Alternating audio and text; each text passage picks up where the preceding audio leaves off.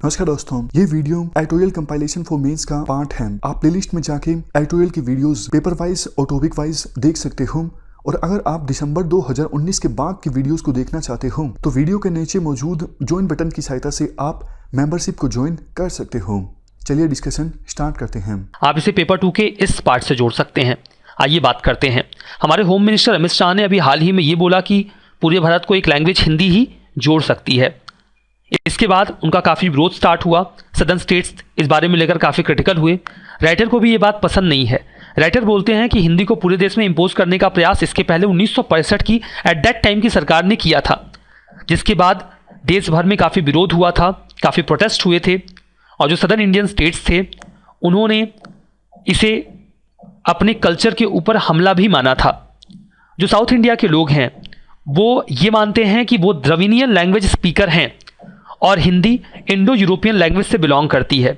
ये उनके लिए वैसे ही स्ट्रेंज है जैसे कि इंग्लिश, इसीलिए वो हिंदी को इम्पोज करना खुद के ऊपर स्वीकार नहीं करेंगे।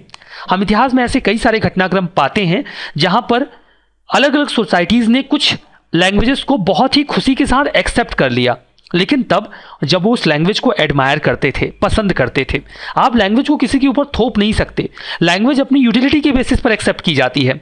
अगर हिंदी सदर्न स्टेट्स के लिए यूटिलिटेरियन साबित होगी, उपयोगी साबित होगी, अगर वो उसे एडमायर करेंगे, उसे पसंद करेंगे, तो वो उसे एक्सेप्ट कर लेंगे। आप उन्हें ज़बरदस्ती एक्सेप्ट करने के लिए बोलेंगे तो ऐसा नहीं हो पाएगा। एक एग्जाम्पल मैं आपको देता हूँ।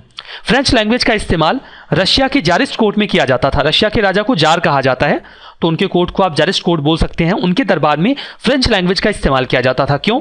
क्योंकि वो फ्रांस की पॉलिटिकल, कल्चरल और साइंटिफिक एडवांसेस से काफ़ी प्रभावित थे और इसीलिए वो फ्रेंच लैंग्वेज का इस्तेमाल अपने कोर्ट में करते थे।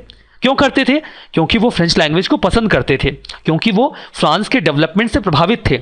अगर सदर्न इंडियन स्टेट्स हिंदी के एडवांसमेंट को लेकर, हिंदी की यूटिलिटी को लेकर प्रभावित होंगे, उसका फ़ायदा महसूस करेंगे, तो वो स्वतः ही उसका इस्तेमाल करना शुरू कर देंगे। उनके ऊपर थोपे जाने से काम नहीं बनेगा। अगर हम चाहते हैं कि हिंदी को साउथ इंडिया में एक्सेप्ट किया जाए तो साउथ इंडिया के लोगों को भी वैसा ही ओपिनियन रखना होगा जैसे नॉर्थ इंडियन लोग सोचते हैं कि हिंदी उनके लिए उपयोगी है। अगर साउथ इंडियन लोगों को ऐसा नहीं लगता तो वो इसे एक्सेप्ट नहीं करेंगे।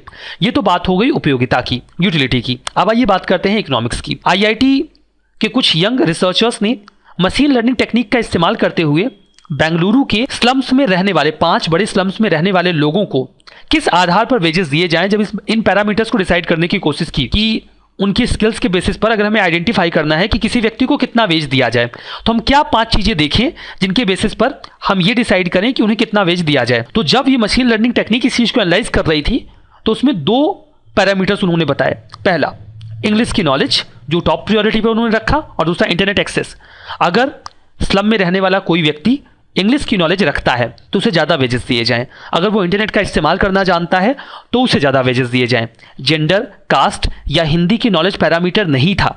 मतलब इकोनॉमिकली भी हिंदी का इस्तेमाल अभी भी साउथ इंडिया में वाइएबल नहीं है। तो आखिर वहाँ के लोग हिंदी को क्यों एक्सेप्ट करेंगे जब उसकी कोई यूटिलिटी ही नहीं है। देखिए, ज़रूरी नहीं कि एक कॉमन लैंग्वेज ही भारत के सभी लोगों को एक साथ जोड़ सके। हम ऑलरेडी एक दूसरे के साथ जुड़े हुए हैं एक बहुत ही लंबी शेयर्ड हिस्ट्री की वजह से, जो सदियों पुरानी है। हम सभी वैसे ही जुड़े हुए हैं। उसके लिए हमें एक लैंग्वेज की ज़रूरत नहीं पड़ेगी। हमारी हिस्ट्री में हमने बहुत सारे एक्स्ट्रा ऑर्डिनरी फेजेस फेस किए हैं जहां पर हमने देखा कि बिना यूनिफाइड लैंग्वेज के भी पूरा भारत एक रहा। किंग अशोक का एग्जाम्पल लेते हैं। जब वो मौर्य डायनेस्टी को रूल कर रहे थे तो उन्होंने अपनी पूरे टेरिटरी में दूर दराज के किंगडम्स को अपने आइडियल्स, अपने आदर्शों के जरिए जोड़ लिया था। जो अशोकन एडिक्ट्स हैं वो पूरे भारत में, दुनिया भर में नहीं, पूरे भारत में जगह जगह पर लगाए गए थे, जो एक ही बात बोलते थे कि हर व्यक्ति को हर दूसरे व्यक्ति के धर्म का सम्मान करना है और लोगों के प्रति दया भाव रखना है। अपने इन आदर्शों के चलते उन्होंने पूरे भारत को एक सूत्र में पिरो दिया, एक दूसरे से जोड़ दिया। लैंग्वेज की बात करते हैं। इन एडिक्ट्स की लैंग्वेज आपको अलग अलग दिख जाएगी। आप ईस्टर्न सबकॉन्टिनेंट में जाइए, आपको मगधी लैंग्वेज मिलेगी। आप जो कि अशोक के कोर्ट की भी लैंग्वेज थी। आप वेस्टर्न पार्ट में जाइए तो आपको जो लैंग्वेज मिलेगी वो संस्कृत के क्लोज है।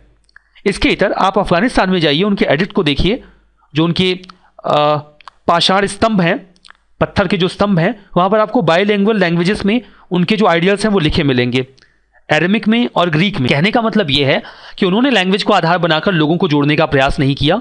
उन्होंने अपने आदर्शों को आधार बनाकर पूरे भारतवर्ष को जोड़ने का प्रयास किया। वो सफल भी रहे।